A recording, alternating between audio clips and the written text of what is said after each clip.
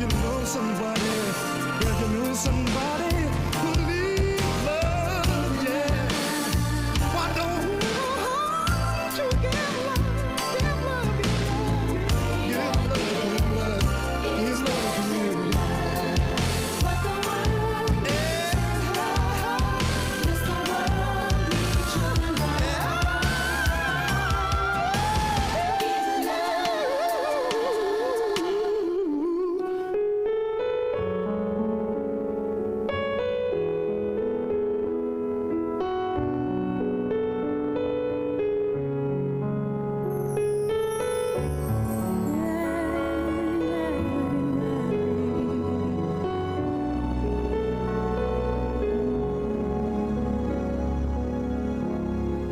Mary, did you know that your baby boy would one day walk on water? Mary, did you know that your baby boy would save our sons and daughters? Did you know that your baby boy has come to make you new? This child that you've delivered will soon deliver you. Mary, did you know that your baby boy would give sight to a blind man? Mary, did you know that your baby boy would calm the storm with his hand? Did you know that your baby boy would walk where angels try? When you kiss your little baby, you know you kiss the face of God.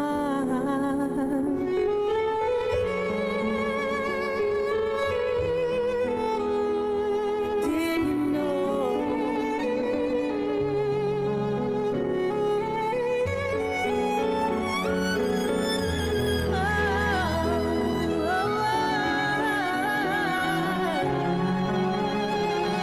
The blind will see, the deaf will hear, the dead will live again.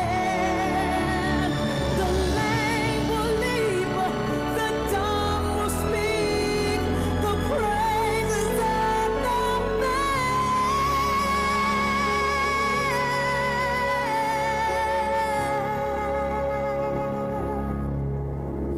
Mary, did you know that your baby boy is Lord of all creation?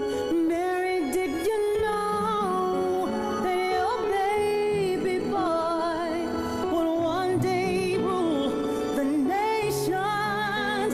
Did you know that your baby boy is heaven's happy lamb?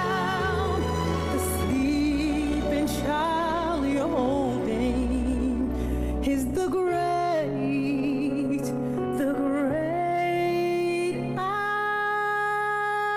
am.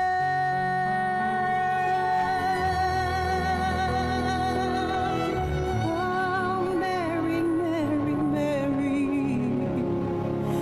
did you know?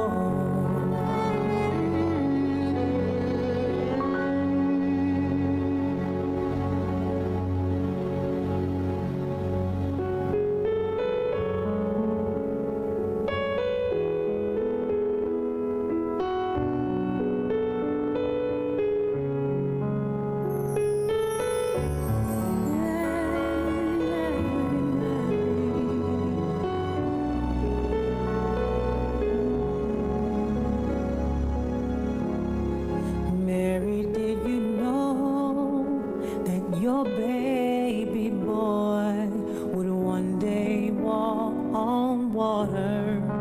Mary, did you know that your baby boy would save our your sons and daughters. Did you know that your baby boy has come to make you new?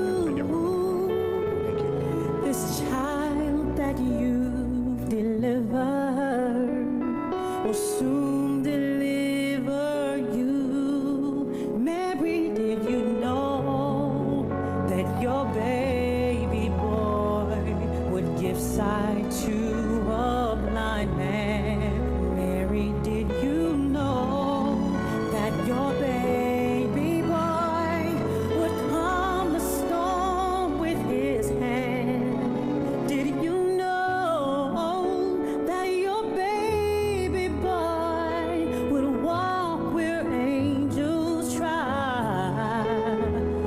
When you kiss your little baby, you know you kiss the face of God.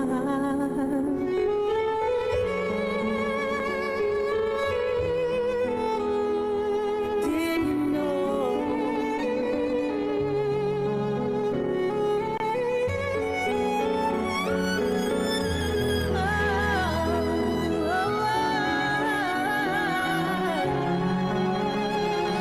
The blind will see, the deaf will hear.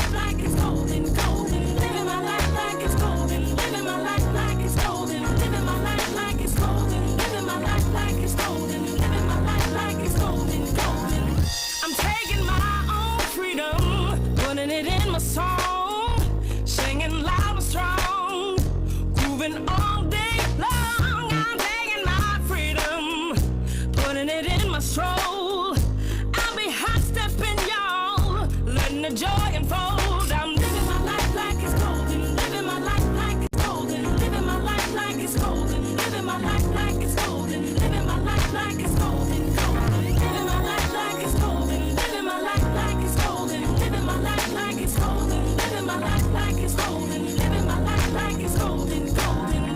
I'm holding on to my freedom, can't take it from me. I was born into it, it comes naturally. I'm strumming my own freedom, playing the God in me, representing His glory. Hope He's proud of me. Hope He's proud of me. I'm living my life like it's golden, living my life like it's golden, living my life like. All right, we getting ready to get started. Yes, sir. All right. What's up, everybody? Oh, come on. What's going on, everybody? All right, y'all can get a little bit closer. You can get a little bit closer. Come on. Y'all can get a little bit closer. These are students here. They look like students. Where y'all from? Yeah, see you. I see a bunch of y'all. Y'all can come up a little bit closer. Come on. Everybody act like they love one another. Thank you. I see this. Come on, CCP people. Come on, get up here. All right. CCP. Oh, Claudia. All right.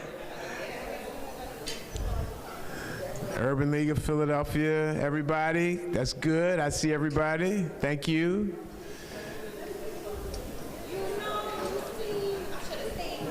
All right. You ready? You good? You securing the stage? Is that what you're doing, man? Everything is secure.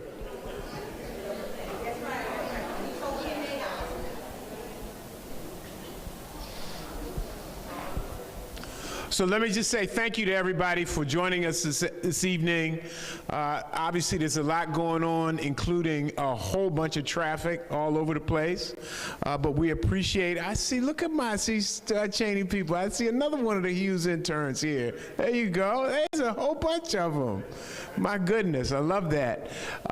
Let me just say, if we could give a round of applause to the school here, the School of the Future, for hosting us. Come on, give them a round of applause. I mean, for some of you who've been here before, but I mean, the room is beautiful, the space is beautiful, the school is beautiful. It's a lot of great things happening here at the School of the Future, and we want to thank them for opening up their doors and hosting us this evening. Thank the Urban League of Philadelphia. Give them a round of applause, please. All of my urban leaguers are here. I'm not going to talk about the most experienced urban leaguer here. I'm not going to call her out by name, Claudia Curry. I'm not going to call you out by name, Claudia. Okay. Okay, Dr. Claudia Curry. See, that's how Claudia is. All right, Claudia, I've got to say this. Claudia was the initial executive director of the founder. Okay, Claudia, you're not going to make a speech now. Go and stand on up and wait and say hi to the people, all right? Of the Urban League Leadership Institute. And many of the folks in the city, in the region, and across the state of Pennsylvania, and in fact across the country, were participants in the Urban League Leadership Institute, and was an organization that really developed a lot of talent. Mayors, council people, state reps, senators, heads of corporations, heads of nonprofit organizations, and a lot of individuals who are civically engaged and understand the connection between civic engagement, philanthropy, corporate engagement, corporate involvement, and political engagement, public service. And we thank Claudia for that groundbreaking work that she did, and beating us, I mean, whipping us badly, okay? I mean, just like, you know, whipping us into shape to make sure we came to all the meetings. She gave out homework. She gave out grades in the homework and everything, all right? And she was unapologetically, constructively critical, all right? Constructively critical in terms of what we did there, but it all made us better. I love the program so much that I did it for 2 years. Okay, I did it for 2 years. I love the program so much. But thank you, Claudia. Really appreciate you. Members of my staff are here. Chief of Staff Tiffany Wilson. Thank you, Tiffany. Thank you so very much. What we want to get started with this conversation. We want to make sure that we leave a lot of room for questions, so there'll be an opportunity for all of you to ask any kind of question that you might have. The importance of public service and the importance of making an impact has always been critical, always been necessary for communities for generations. It is especially more important now that we understand how we can view our life as being impactful, and how those of us who are making an impact, how we can make it even more impactful, all right? The previous vice president, has talked to us at great length about not capitulating to the authoritarianism that we are dealing with right now. One way that we don't capitulate is to how we selectively spend our resources, right?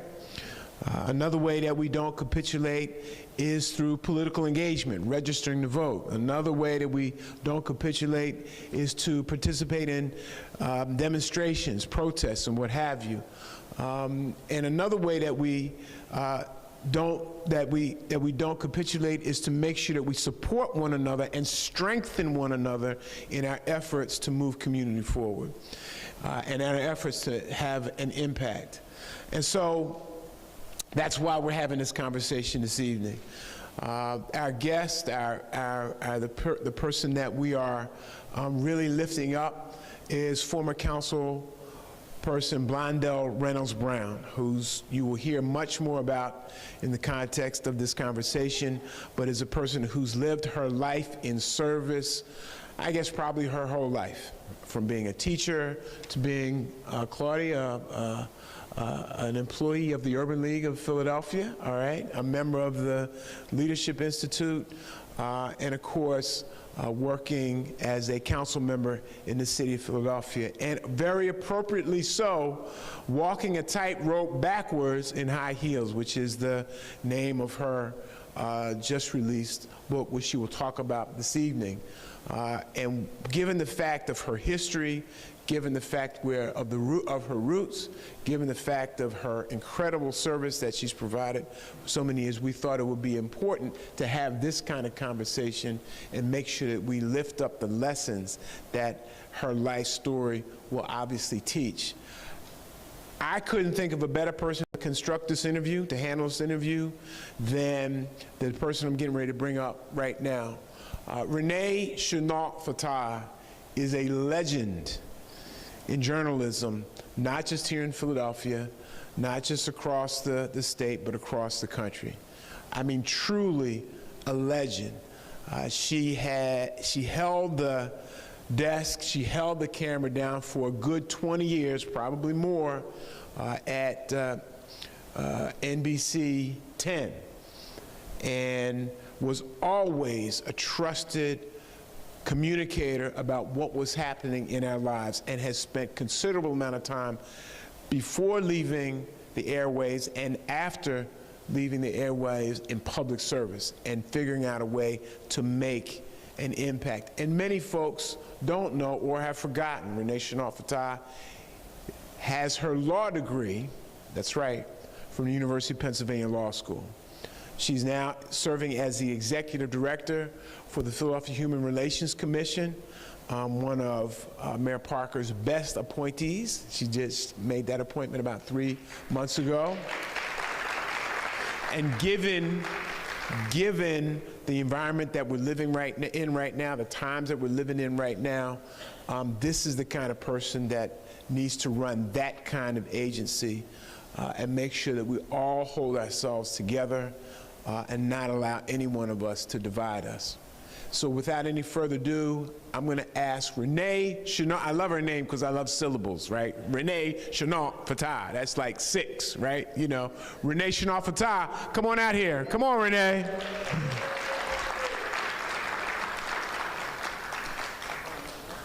Okay. We get a hug. We get a hug. Thank you. All right. You want the microphone? I'll take the you microphone. go. Thank you so much, Senator Hughes. Hi, everyone. Senator Hughes, thank you so much for bringing us together like this tonight.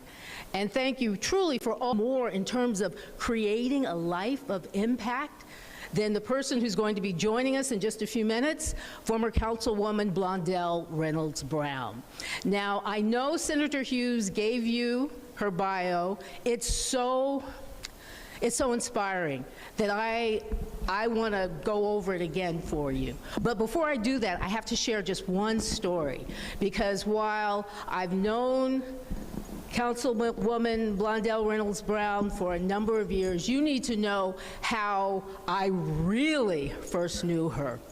Do you know that she was my labor coach when I had my first child, Cameron? And she was in the delivery room with me. And I had been in labor for, oh my God, going on 12 or 13 hours. And I didn't feel like I could push anymore. Do you know, now this esteemed councilwoman, and you're going to hear her bio in a second, this esteemed councilwoman told me, and my mom was also in the room with me, and we've always talked about this. She told me to push like I was trying to get into a size 2 pair of jeans. Now, in my entire life, I have never worn a size 2 pair of jeans, but I did that, and Cameron, out she came, and now 27 years later, Cameron is graduating from vet school next week. So in Australia, actually. So Blondell has been such an important part of my life for so long. But let me just give you this amazing woman's bio. Graduate of Girls High, yes, and Penn State University.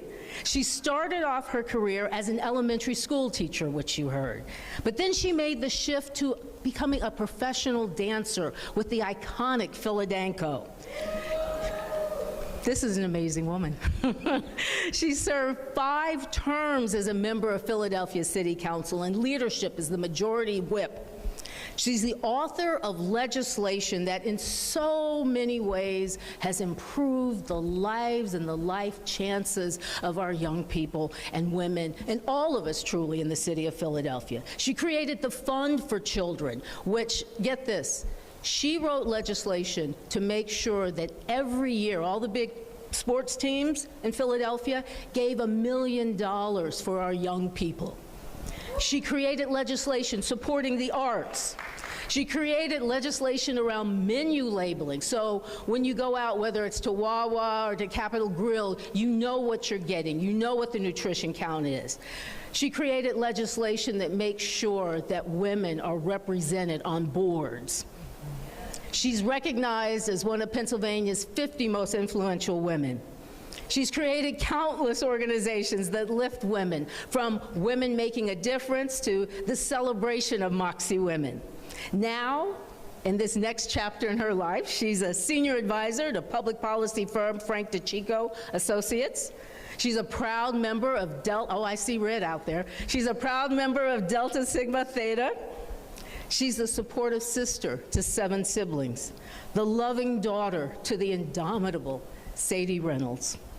She's an amazing helicopter mom, and I can call you that because I'm one too. Amazing helicopter mom to the fabulous Brielle Reynolds-Brown. She's friends to so many in this room. And now she's author of the book, Walking a Tightrope Backwards in High Heels. Please welcome Blondell Reynolds-Brown. Thank you, Renee.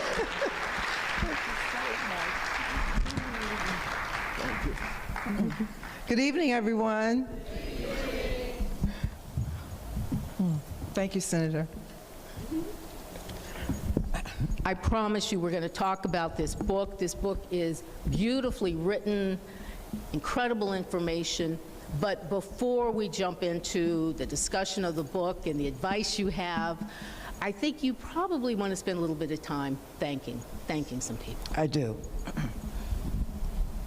My mother would be very, very disappointed if I didn't take the time always to acknowledge those who helped me get to this place, because I don't take it for granted.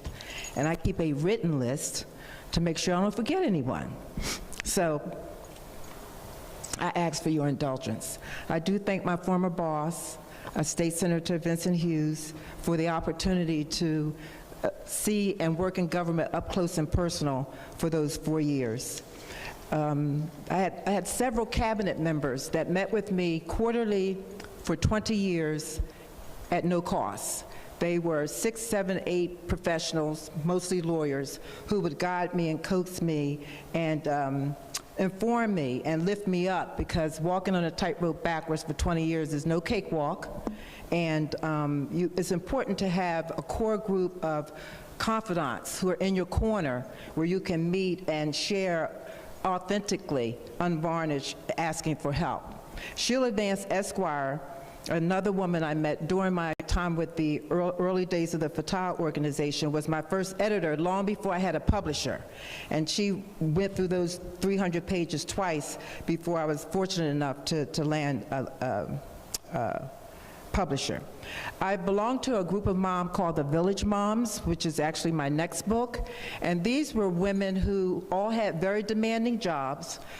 The glue for us is that we shared common values and collectively raised our children together, would pick our children up after dance class, swim class, and tutoring class. And today we still meet and have fun together even while our children are living their own lives. I cannot take credit for my book. My daughter, Brielle Autumn Brown, actually urged me in saying that, Mommy, you have a story to tell. And while you might want to write children's books, I appreciate that, but you really have a story to tell, and you need to write your own story. So I give her praise, because but for that urging during COVID, when the world was frozen and we were all dealing with the monster known as COVID, she urged me to pause and talk about my story. Patrice Samara is the editor I was given after I found a publisher. And together, she and I, during the 5th year of this journey, reread my 300 pages 13 times to make sure we got it 99% right, because perfection is most often not attainable. And then I want to give a special salute to Senator Hughes. It was Senator Hughes and former President, my colleague, Darrell Clark, Alan Kessler, Esquire, prominent attorney here in the city of Philadelphia, my Girls High classmate and dear friend, Terry Grayboys, and my BFF, my sister, Pandora Woods, who sponsored, raised, pulled together my first fundraiser as I was finding my way out of the firestorm, climbing my way out of that dark hole. I had a $40,000 fine to pay, and it was under the senator's leadership where the first fundraiser was kicked off down at Le Coubre restaurant at 3rd and Market, which gave me footing to begin to rebuild my career. And I thank you for that, Senator, and I've never forgotten it. Thank you very much. So it's important to say thank you always. Okay. Blondell, I almost don't know where to begin. I haven't read it, what'd you say, 18 times? I have read it several times. It's a wonderful book. Anybody who hasn't read it, I would encourage you to do so. If you have, then you know what I'm talking about. We're in the holiday season, so this is a perfect gift. Let's start off by you telling us sort of why you wrote a book and why this book, because as I said, I've known you, and I've always heard you talk in terms of writing a book on children, a series of children's books. That's right. That's not this book. Why this book and the topic? So the time was COVID, and my daughter saw me pull out at least 3 or 4 dozen of children's books that I never got rid of. And she looked at me puzzled. She's now a first-year law student, and began to query me and pose questions that, quite frankly, were annoying. And so at the end of that friendly debate, and a couple of weeks later, what she said made sense to me to tell my story, because it is one of resilience and faith, and how none of us get a pass at a dark season. None of us get a pass at firestorms. It's all about how we find our way and sometimes carve our way through out of the hole to end up on the other side with a sense of redemption and victory. And my daughter watched that up close and personal for the 24 months that I was going through that very, very, very, very, very, very, very dark season.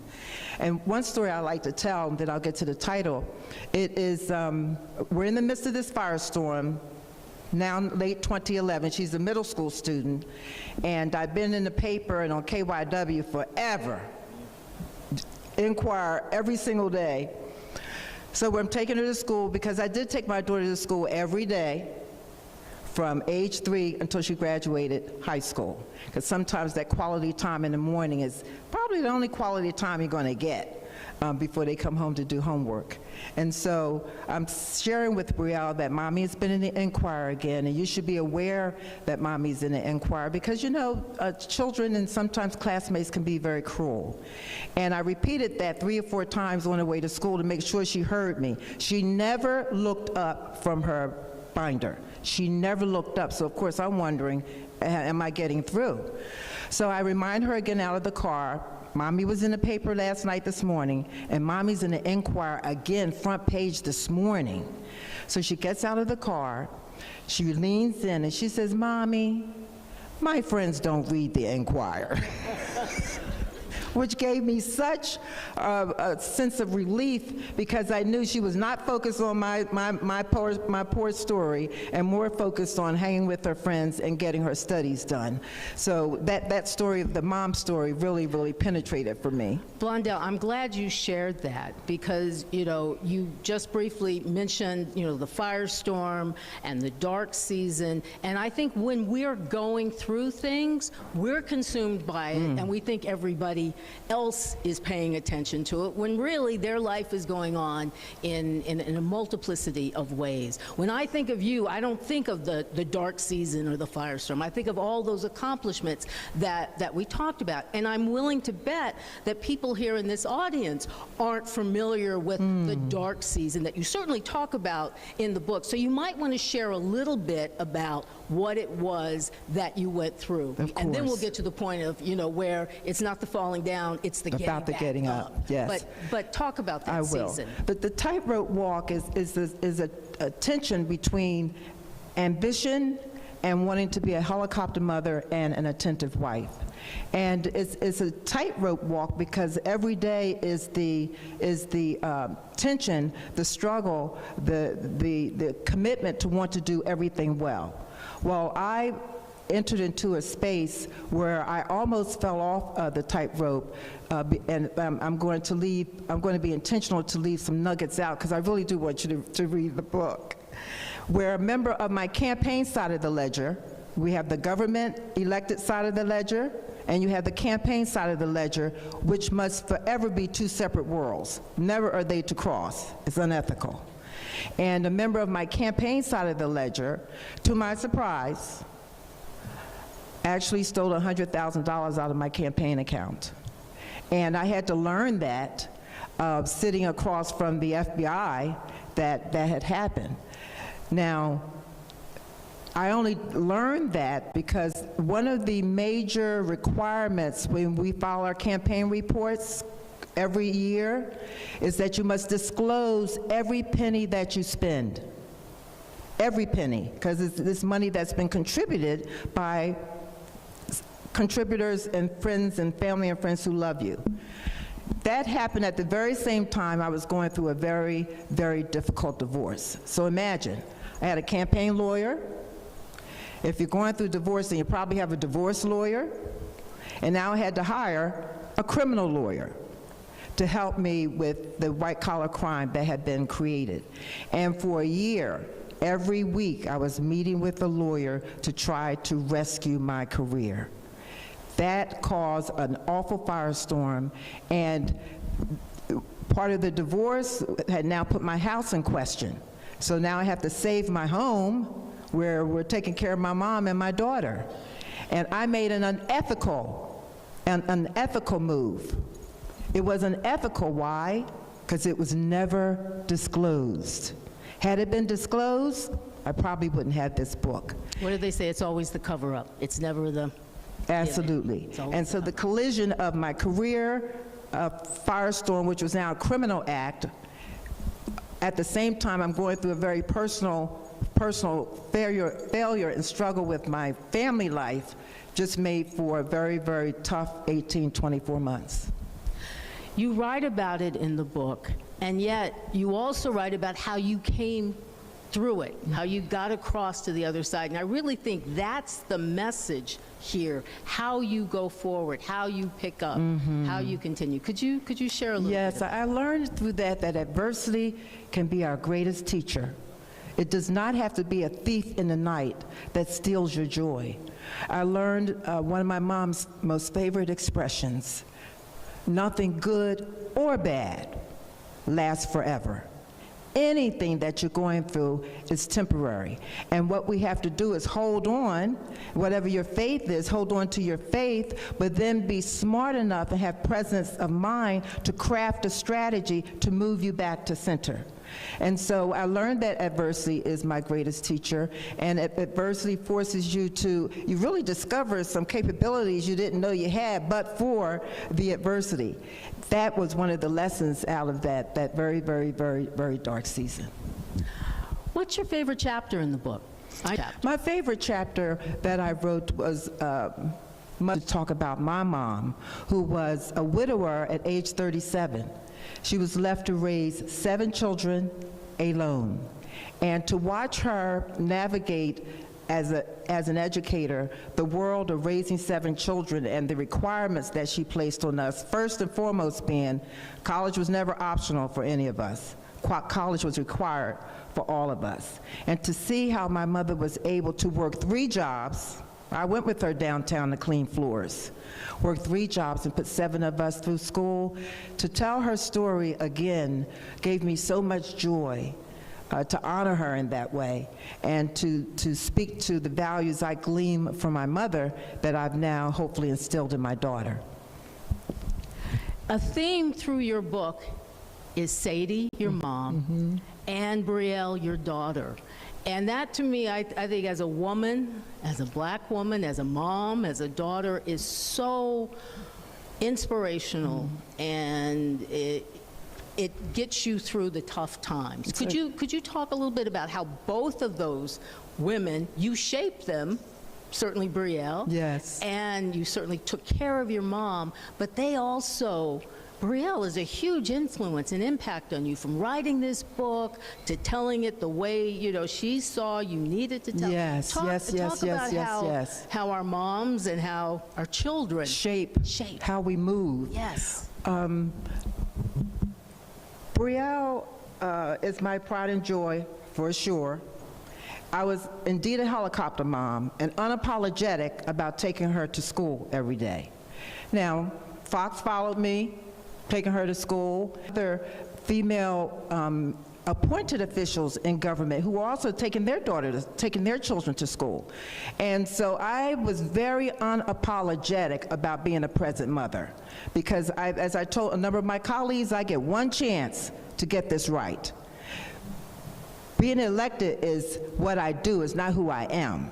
Who I am is a mother. And so I was led by that, because I also know that we want to raise our children to be conscientious in their pursuits, right? Hardworking, right? Nice, grounded, culturally aware, and spiritually anchored. And you don't get that by just, sitting back and thinking it's going to happen organically. We have to be intimately engaged in every aspect of their lives. And so I was that. And I was criticized for it by my colleagues. I was cool with that, because as I told a number of them, I get one chance to get this right. So I made a very intentional decision to send her to an all-girls school. I'm a product of all girls, like the Girls High girls in here. And there's so much data and research that says girls learn differently than boys, not better than. Girls learn differently than boys. And we have to be mindful of that as we watch them mature into their teenage years. So yes, she gave me purpose every morning in getting up. She watched me get up every morning. There were many nights I woke up in a fetal position, and she watched me get up, beat my face, put my suit on, drive for the work, listening to, you remember that song, Hearts Break Uneven by Script? She would hear me play that song all the time in the car, and there's a moment in the book where I learned that she really was paying attention, because she did a college essay and wrote about her watching me during that very, very dark season. So yes, she does, and she did and still does give me purpose. And my mother is my hero. I don't know of another widower that's been able to put 7 children through college and maintain her sanity. So I think you make it very clear that the most important role in your life was role of Absolutely. mom and daughter. Let's talk about another influence in your life. I talked about how you made the transition to dancing and Philadanco. I'm starting to do a project, 250 African-American voices, past and present, for the upcoming semi-sexquentennial next year. Joan Myers-Brown is one of the first people I interviewed, who of course is the founder of Philadanco. Talk about her and her impact on you, what she means, because she should actually be in that group. When I talk about Brielle and your mom. Yes. Joan Myers-Brown gave me the chance of a lifetime. As a 23-year-old returning to Philadelphia with a very weak ballet training. I could dance, but Joan Myers-Brown wanted you to be strong in ballet. And she encouraged me to audition for the company, and she gave me the dream. She gave me the dream of a lifetime. And those 10, 15 years that I studied there as a late bloomer, I learned excellence. JB would have us do a combination 50,000 times before rehearsal was over. So you know we were fabulous on stage, right? She taught us showing up half hour before showtime, sometimes an hour before showtime, because isn't that what life requires of us? That we show up always prepared. She taught us preparation. She taught us integrity about who we are. She is an amazing woman at 92 years old, who still comes into number 9 North Preston Street every day at 9:00 a.m. today. And so with that kind of resilience and stick-to-itiveness and doggedness to push the company forward, you can't help but, it's contagious. You can't help but see that type of leadership, and I want to be like her.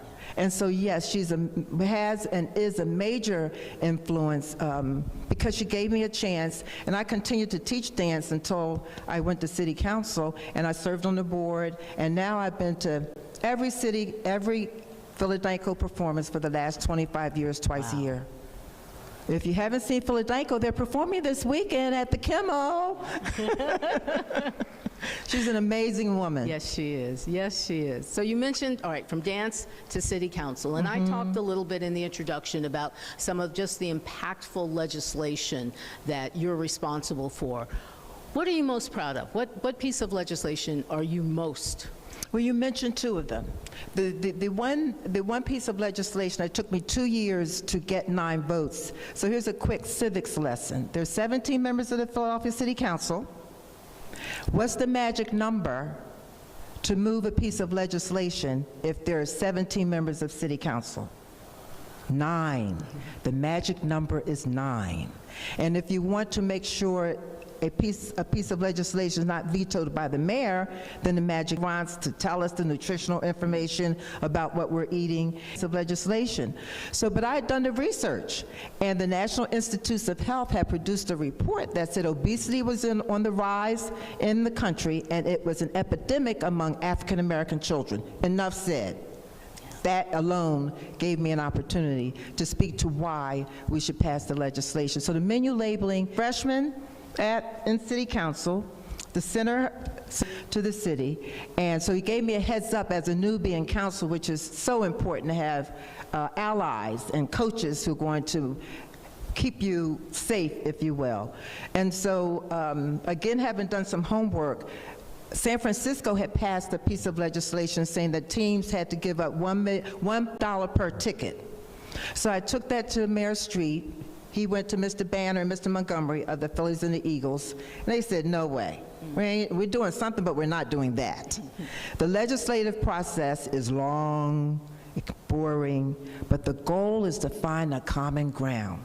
And so I went back and forth through the Mayor Street, who I thank forever being a champion for me on this piece. Because my view was, we can require the Eagles and the Phillies to give up $1 million per team per year. And while that was great, it wasn't enough, because I'm of the view, if it's not in writing, it doesn't exist. So I went back to Mayor Street and I said, we need to make sure those dollars are going to be used for what they are intended. And so in the legislation, those dollars must be used for arts and cultural programming that I had to argue for because folks didn't get it, athletic programming, early childhood education, parental workshops, and the fifth that I cannot remember. Today, Philadelphia Foundation for youth green, and I had to navigate and work with folks I wasn't familiar with to get it done. Those are the two I'm most proud of. And I mean, those are just two examples. Yeah, absolutely. You did so much impactful work in City Council over so many terms, and you were reelected after you got through that fire what you've done. So why aren't you still there? Well, why did you decide not to run again? Well, it's 2018, and my reality was this. My mother had passed, my divorce was final, and my daughter graduated from Syracuse. And now I have to decide, do I want to do this for the 7th time? I've already done it 5 times and won. And you have to remember the first time I ran and lost. That's right, that's right. I didn't get it right. I didn't get it right the first time around. And there's a lesson in that, isn't it? Absolutely. Especially in politics. Giving up is never an option. There are 2 rules. The first rule is don't quit. And the second rule is to remember the first rule, don't quit. So the second time I ran and I got it right. And now I'm at a crossroads to decide, do I really want to, raise another $250,000, $300,000 and the grueling responsibility that comes with being a quality, in-your-face candidate? Because you can't half-step when you're a candidate. You have to have the fire in the belly. And I was still so very sad, and I was still grieving, and I thought, I've actually accomplished a few things. I don't have to do this a 6th time. And so I reread 3 books, 2 of which I have tonight. One of them was Move Ahead with Possibility Thinking. And it's about, you'll see, it's very tattered. The book has been read. I've read it several times. This is the first book I read in graduate school, at the end of graduate school, when I was trying to figure out what I want to be when I grow up. And so I've held on to this book because it's everything about making decisions and always seeing the glass as half full. So I reread this book, and I reread this book here called 5. What are you going to be about the next 5 years? And a book called, oh my goodness, it's about the future and how you look at the future through the lens of Christianity and parents. And he sat with me for 2 hours, Tiffany.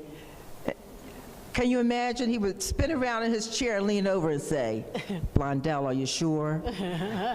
And we talked for another half hour, 45 minutes, and he'd spin around in his chair and he'd lean over again and say, Blondell, are you sure?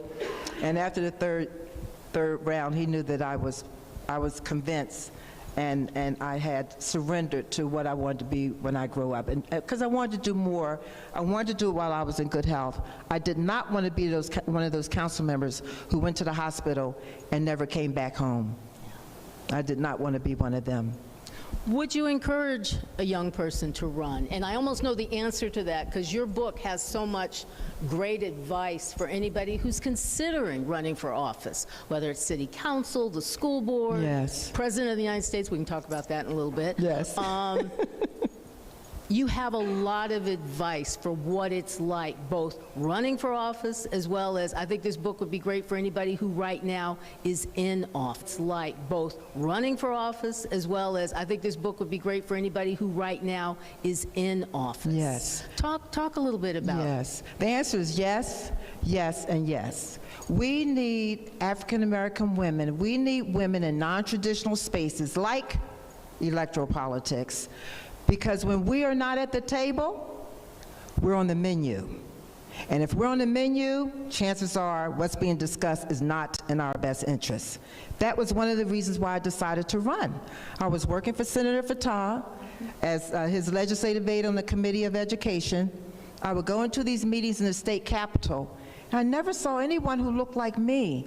There are 50 state senators. Every state senator has at least one legislative aide. So there were 50 state senators and 49 legislative aides, and none of them looked like me. So I go in and I complain to Senator Fattah one afternoon, and I mentioned that. I said, we have these discussions, there's no one who looks like me, and we're in a state with whatever the demographics were for minorities, and his response was, Blondell, don't complain about it, be about it.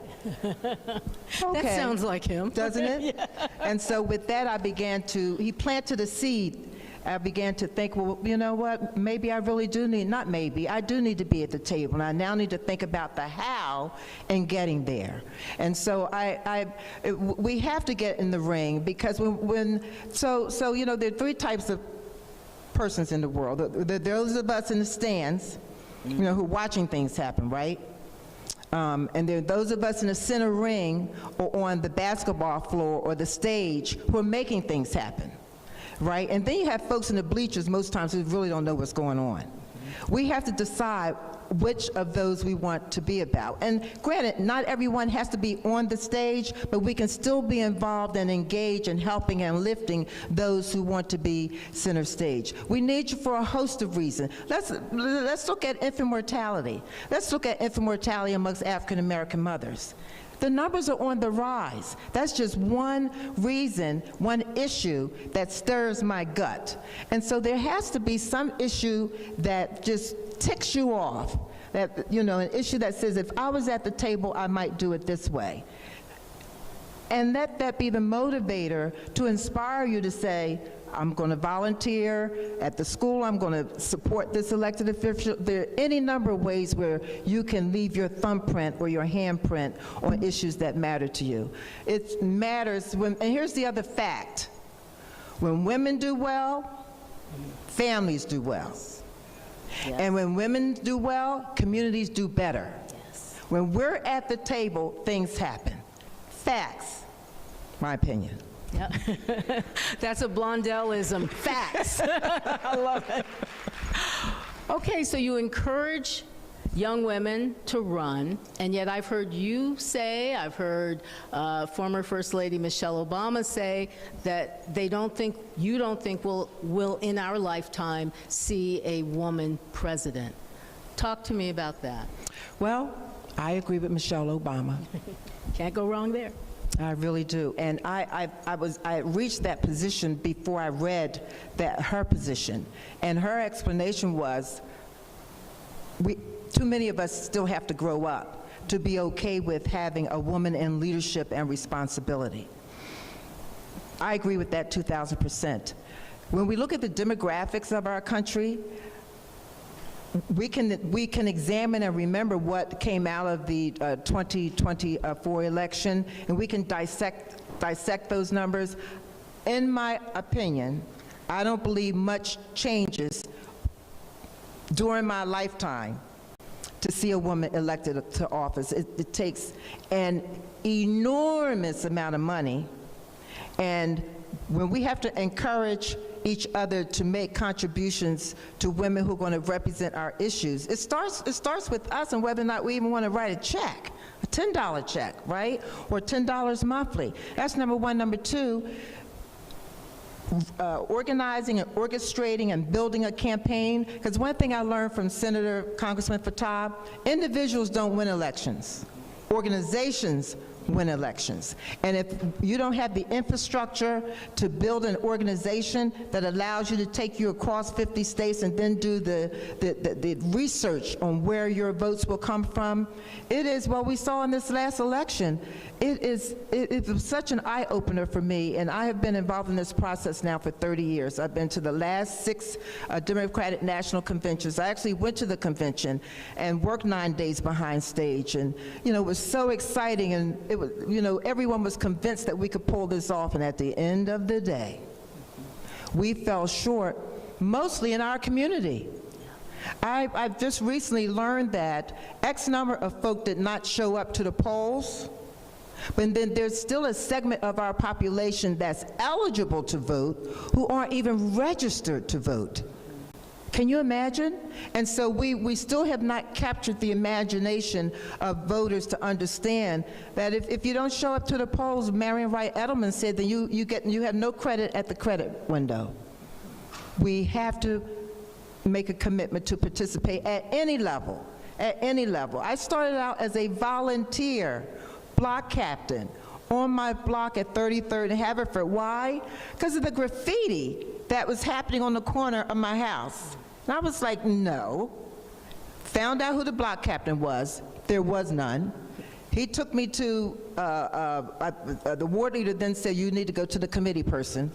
There was none. To which he said, you'll be the committee person. And my engagement was launched. Little did I know. I volunteered for many, many years until Senator Fattah asked me to come to Harrisburg. And it was only after working in Harrisburg did I see, if you're not at the table, we're on the menu.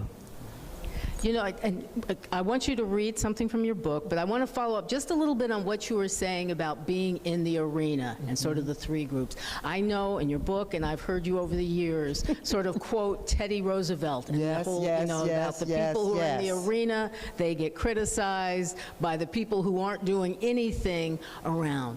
How do we address that, if just as women? I mean, I think of the criticism Kamala Harris got. Yes. I think of the criticism our mayor as a woman gets, your detractors get, and oftentimes it is coming from us. So how do we move from that, Blondell? How do we address tackle that animal? I would start with, I'm in a circle of village moms who I adore.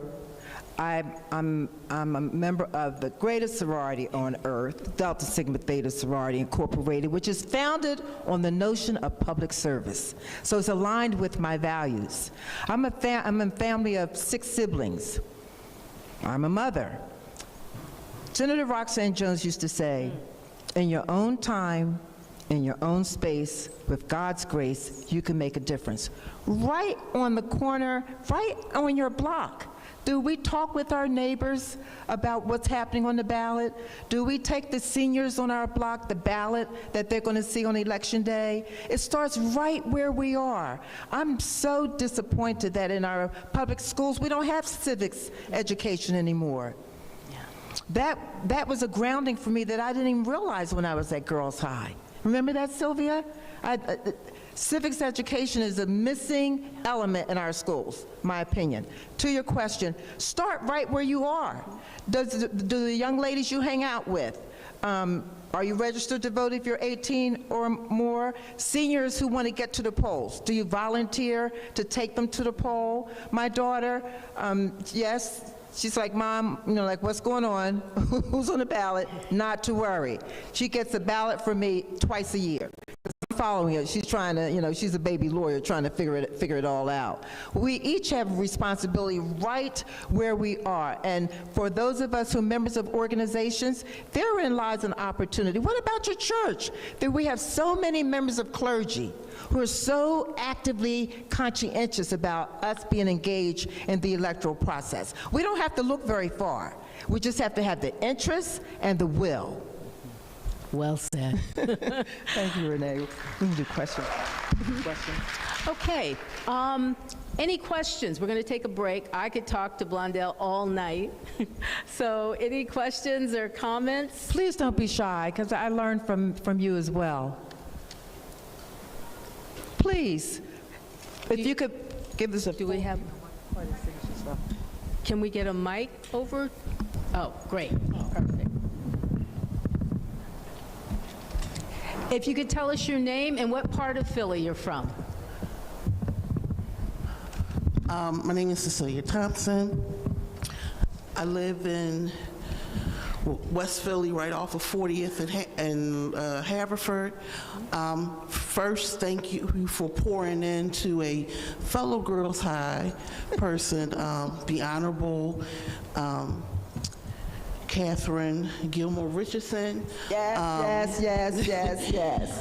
She's amazing. She is making you proud. My question is, I can remember my grandmother, God rest her soul. Black men are at the bottom, and black women have to do 4 times as more just to get recognized.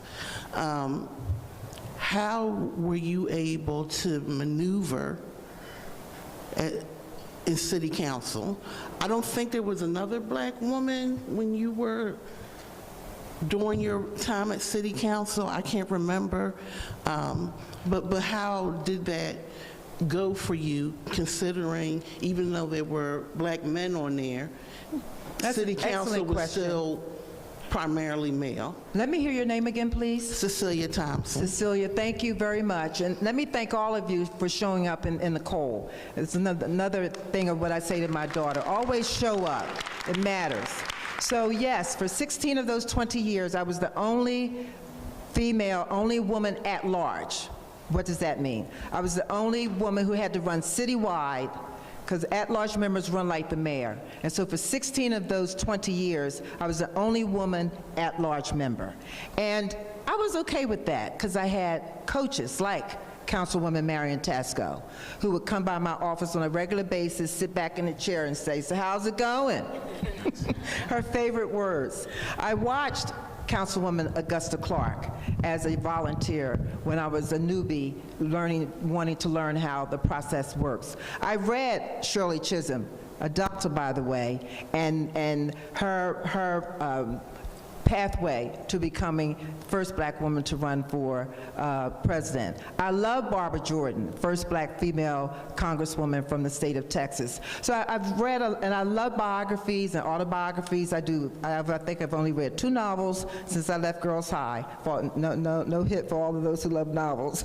I love reading biographies about women who made a difference. I'm inspired by that, because remember, I had a mother who made a difference. And to the Honorable Councilwoman Catherine Gilmore Richardson, the youngest woman ever elected to the Philadelphia City Council, and the youngest majority leader ever elected majority leader by her peers. You're elected by your peers ever to the Philadelphia City Council. Her quick story, I met her when she was 15 at Girls High School, had been called there to speak as an alum in my new role as councilwoman, and she took the time and wrote a personal note to me.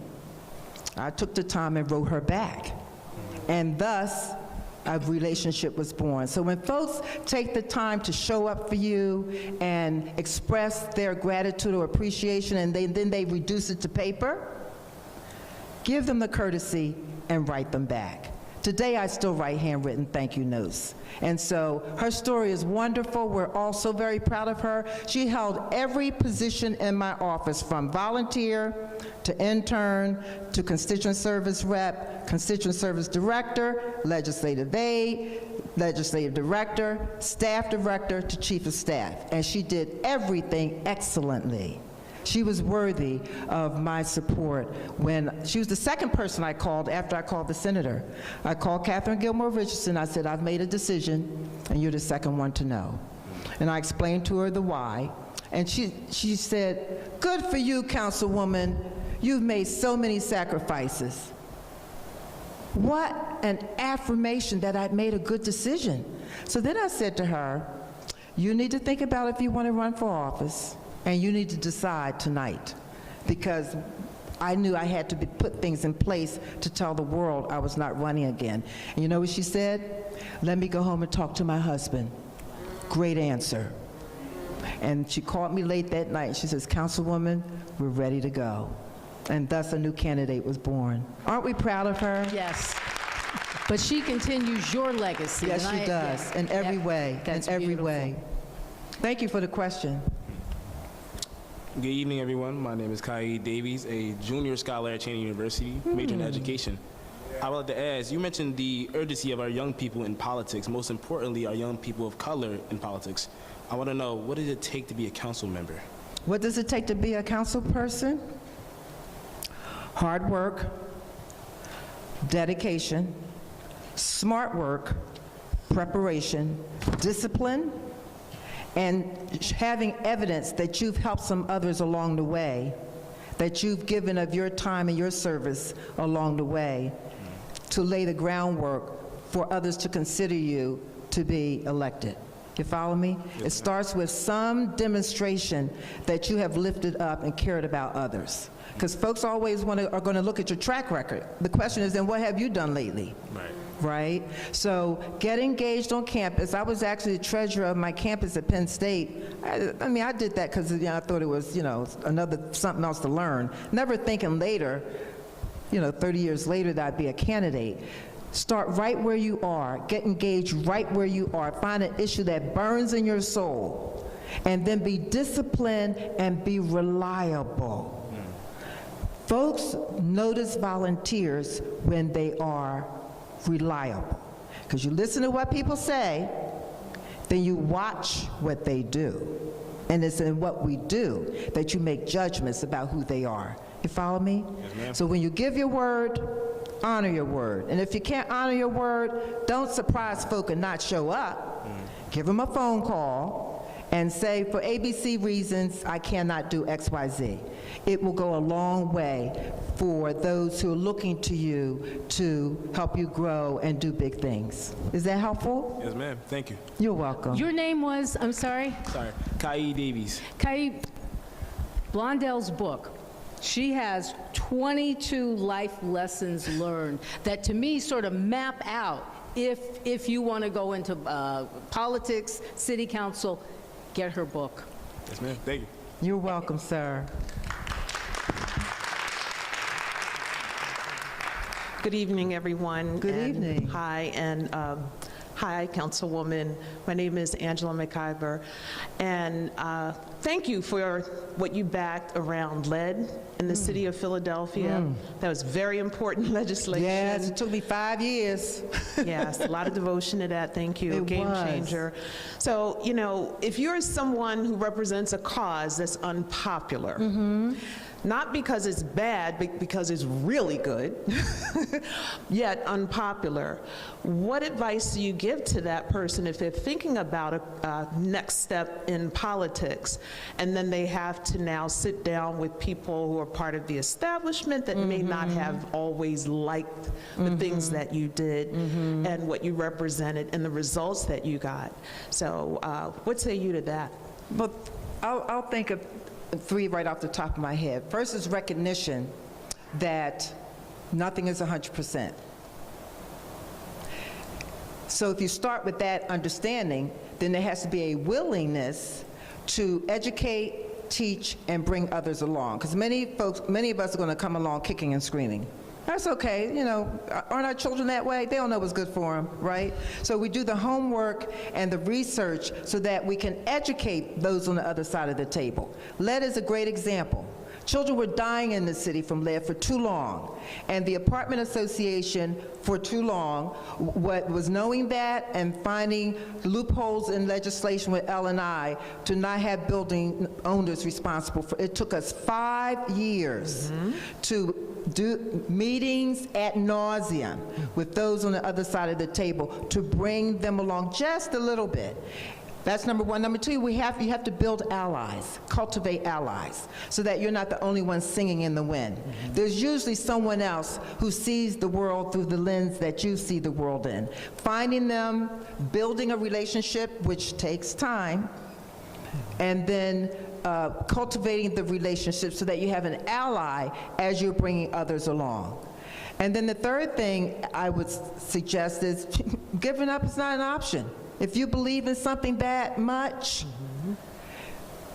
get to know those around the table, meet with them individually, one-on-one, offline, to see what is it in that issue that sticks in their gut, that they don't like, and then figure out a way to calm them down and or find middle ground with that issue.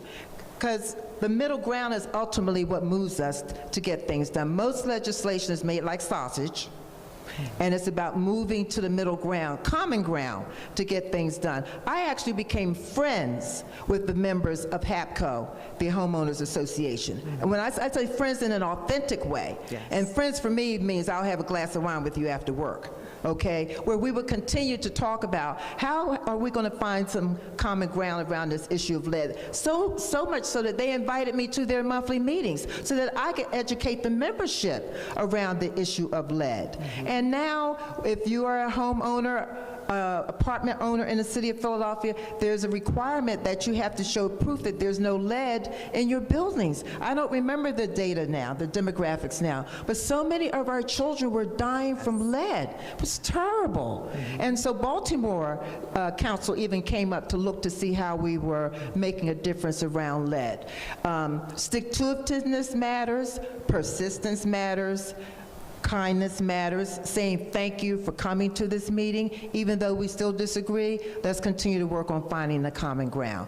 And 5 years was a long time. That was one of the last, because we had a package of bills, and the last bill of that package was passed right before I left. But we've been working on lead for 5 years. Yes. Is that helpful? It really is. Thank you so much. You're welcome. Take care.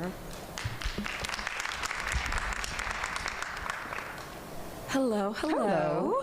My name is Shanique. I'm a college and career counselor for Heights Philadelphia, and I'm also one of the co-education chairs for Next Philadelphia, which is one of our amazing Urban League partners for today. All right. Yes. So you're an urban leaguer too? Yes, I am an urban Alrighty leaguer. now. I did write down my question because I am a gift of gabber, and I like to talk a lot, so I wanted to make sure I reach all of the things. So, as an educator, I think the fund for your children that you have passed for a freshman counselor is absolutely amazing. Thank you. I just want to give another round of applause for that alone. It's a big deal. Now I know that it's a big deal. Yes. I'm really interested to learn more about how you provided more resources and created more opportunities for the youth in Philadelphia, because it's so important that the corporations that are here in this city are actively supporting the youth. And I think you did an amazing job of making sure that they are acquiring to make sure that they're creating an economic opportunities for the communities in return. So really my question is, I was hoping to kind of understand what was like your negotiating, like decision-making factors, and what should we look for to secure some of those deals? Repeat that question, please. Yes. More along the lines of how did you, more specifically of like that decision-making of like making sure those negotiation factors, like what was your like steps in creating those deals? Sure. When a bill gets introduced, it then gets assigned to a committee. Committee on Health, Committee on L&I, Committee on Parks, Committee on Streets, Committee on Commerce. Once you know what committee is going to, you look to see who those committee members are, and if you know it's going to be controversial, it's time for the one-on-one meetings. Councilman Alan Dom, I met with many more times than I can count. Remember, he's a multi-billionaire real estate owner, landlord, who had serious problems with my lead bill. After 2 years, I was able to get his vote for my lead bill. So it took a lot of work, but so to your question, you get to understand what matters to the members of the committee, and then see how you can bring them along or help them feel comfortable in getting to a yes vote. It's a lot of work, it's a lot of time, it's a lot of scheduling. It's a lot of work, it's a lot of time, it's a lot of scheduling. But if you're about getting something done, and move to the mayor's desk for law, then you do the work to get it done. It's a lot of work, it's a lot of scheduling, it's a lot of teaching, it's a lot of educating. And if you want to get something done, then you're okay doing those things. You follow me? It's repetitious, but it's required. So if there's 7 or 8 members of the committee, I met with each one of those committee members more than 2 or 3 times to bring them along. And that's with almost anything. Is that helpful? Yes, that was. Thank you so much. Oh, you're welcome. I think we want to save time for book signing. Yes, so yes, maybe yes, we time for do. just, how many more questions? Because I know we want people to be able to get an autograph. Two more questions. Perfect. Good evening. Hello. My name is Darlene Bonebop, and I attend Cheney University of Pennsylvania. I'm a sophomore majoring in biology pre-medicine with a minor in psychology. Wow. And I serve as our executive secretary of the Student Government Association. My question is, just hearing you speak was very inspiring. I like specifically how you touched on the idea that none of us get a pass through a dark time, and adversity being our greatest teacher, something I resonate with personally and deeply, as well as the story of your mother, which echoed the same morals that she's instilled in me. My question is, what is your advice to Black women starting out in leadership and steps you can take to advance yourself professionally and continuously to grow? And what were your personal passions for the many legislations you passed and advanced, and what gave you the courage to continuously run for office in a space where Black women weren't considered traditionally? In a place that's not built for us, quite frankly. Well, professional development matters. Another attribute that I so admired about Congressman Fattah, when he decided to run for state senate, he invested in us and sent 5 of us to Kent State University to learn campaign management and all the segments of that.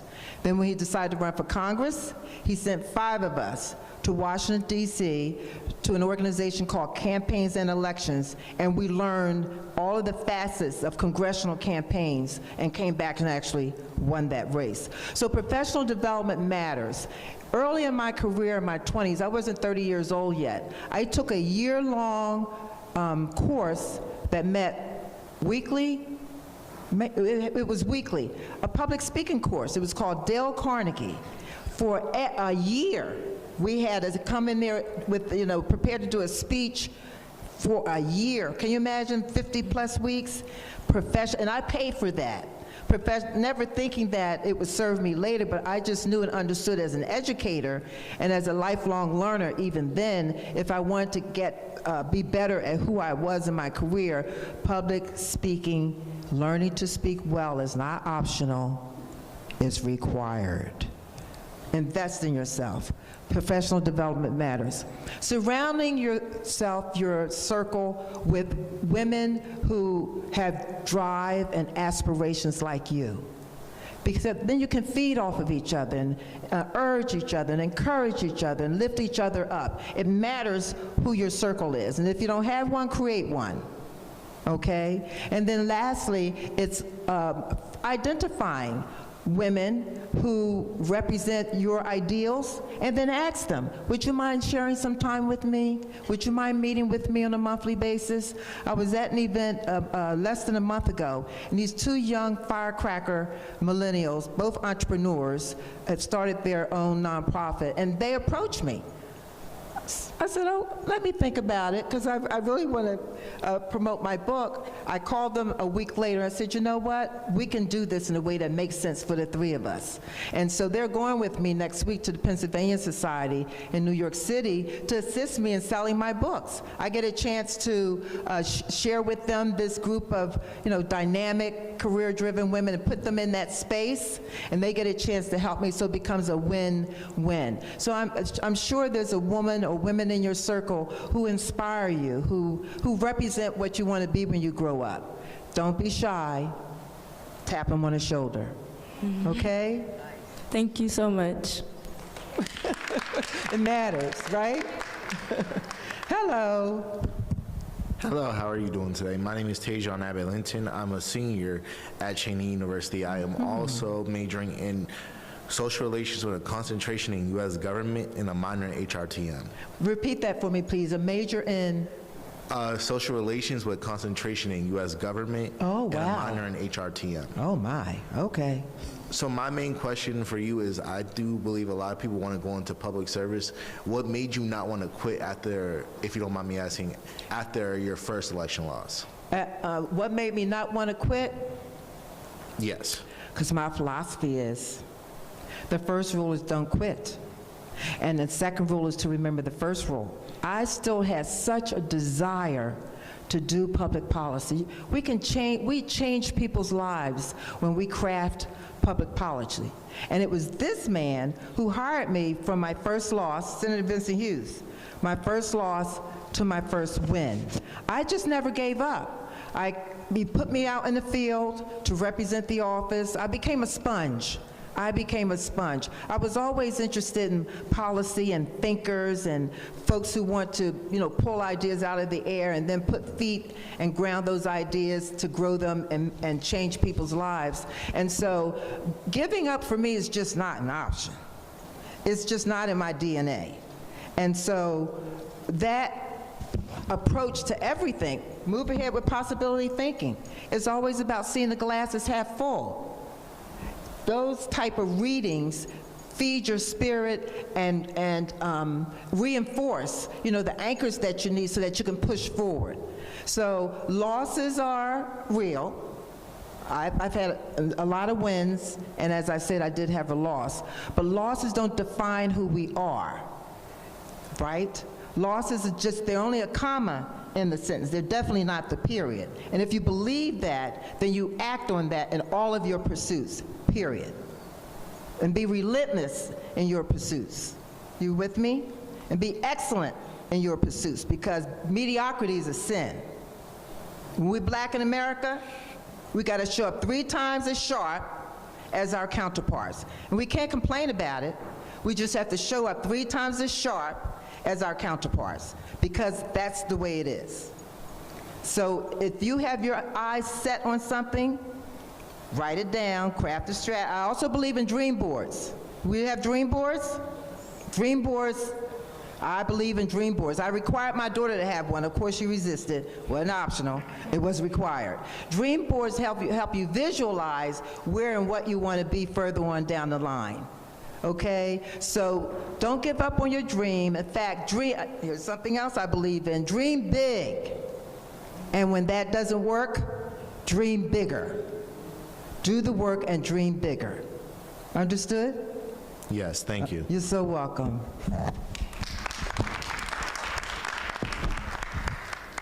Last question. Yes. Hello. Hello. Hi. My name is Maria Baez. The president of Student Government Association at the Community College of Philadelphia. Oh, all right. Congratulations to you. That's leadership. Thank you. I'm also the student on the board of trustees. I want to thank you for paving the way for women. That means a lot to me. And when I came to Philadelphia in 2021, I'm part of the reentry system, asking for a second chance in life, asking, to stop being judged for the past mistakes. And I love Philadelphia. The city of brotherly love has embraced me, so I'm very happy here. For me, as a woman trying to change my story, is very inspirational hearing your story. And you said that you volunteered when you first started because you wanted to see a change. For me, I'm like, I don't know where I'm going. Personally, I'm letting God, I want to align with whatever he has for me. And honestly, he's been putting me in spaces that I never even thought I'd be at, sitting me in tables with people that I never saw myself sitting. And I'm blessed. I'm just, the way I like to see it is I'm just rolling with the punches. I'm going as I go. But I've come to find out things about myself along the path. Like, I'm very passionate about advocacy, advocating for myself and others. And eventually in life, I want to see myself in a position to help and give back to the community and things like that. So when you started as a volunteer, did you even have an idea that you were going to make it this far? Never. Did you even? So did you just go with the flow? Did you just, as things came about, did you just follow the path? It's such a wonderful question. I feel your passion. First, let me commend you.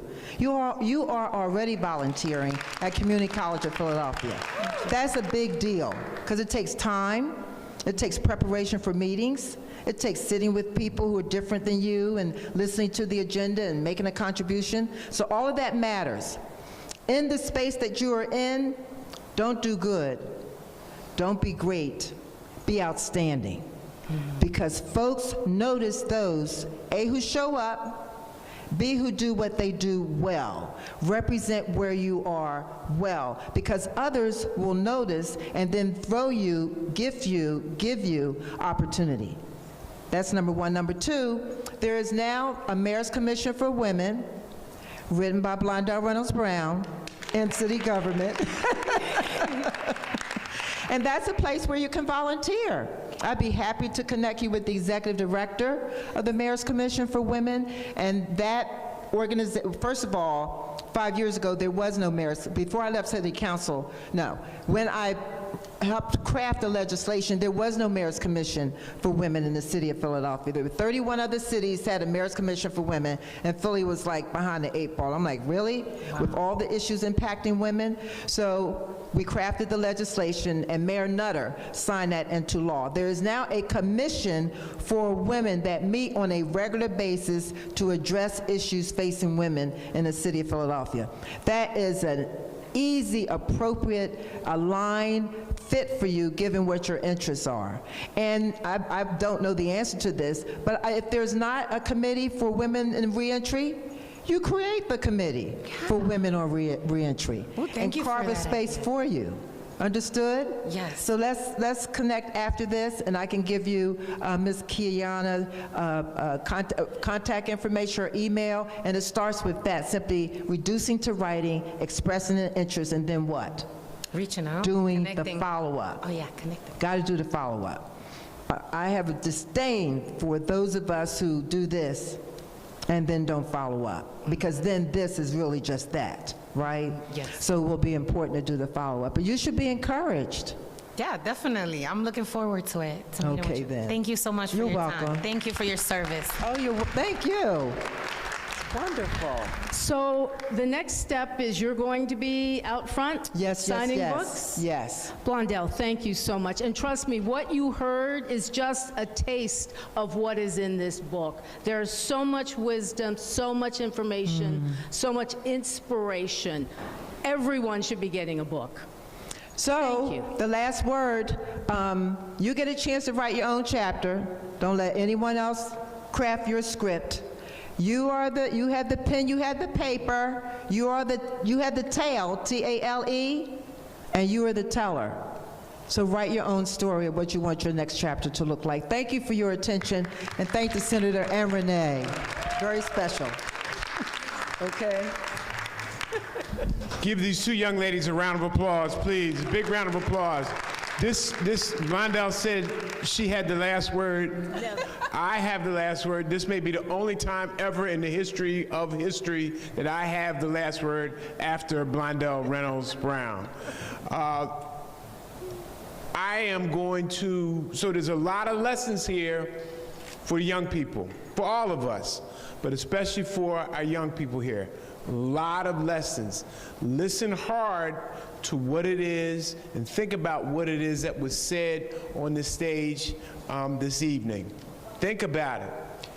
These are two examples. Don't be standing in the background, all right? Don't be standing in the back. Come on up, come on up. You too, Blondell, all right? You always know where the center, this thing is, from Philadelphia, all right?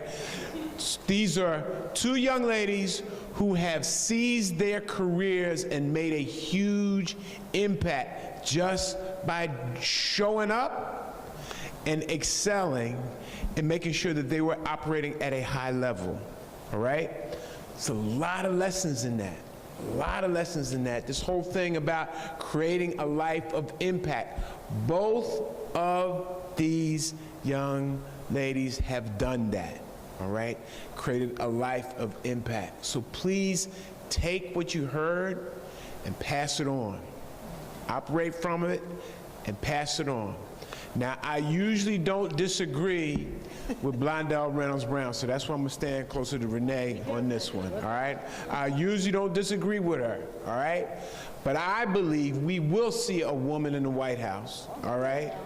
I believe we will see a woman in the White House as president in our own time and probably of our own choosing, all right? All over the world, There are women who have been in positions of the highest level, England, India, New Zealand, throughout the Caribbean as we speak right now, in Africa, all over the world. Germany, all right? There have been women in these high places of power and responsibility who have led and led well. So I'm going to stand behind Renee because I'm disagreeing with Blondell, all right? But I believe it will happen. Now, I usually don't try to disagree with Michelle Obama, all right? And I usually don't try to disagree with Blondell Reynolds-Brown, but I believe it will happen. But it will be if we choose to make it happen, because we cannot depend on anyone else. And quite frankly, this last disappointment is in fact the stepping stone to make that happen. And if all of the smart people would be right, they'd get this book and then read how it gets done, all right?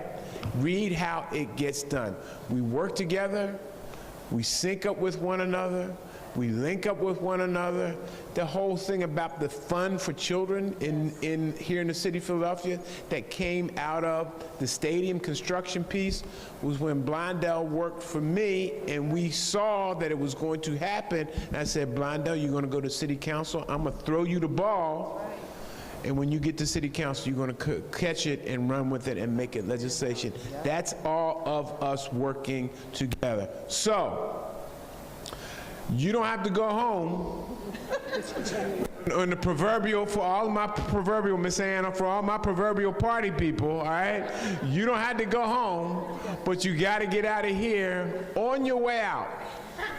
Pick up a book, all right? I bought 3. Okay, with my own personal money, all right, okay? And do that and spread this story. This will not be the last time we have these conversations. Claudia's is writing her book, okay? Claudia's writing her book. We're going to do one for Claudia as well. Thank you all so very much. Tammy, you have something you want to say? Huh? Wrap it up. All right, Ray, you have something you want to say. Okay, you're going to take Blondell down. All right, thank you all very much. Appreciate you. Thank you. Yes.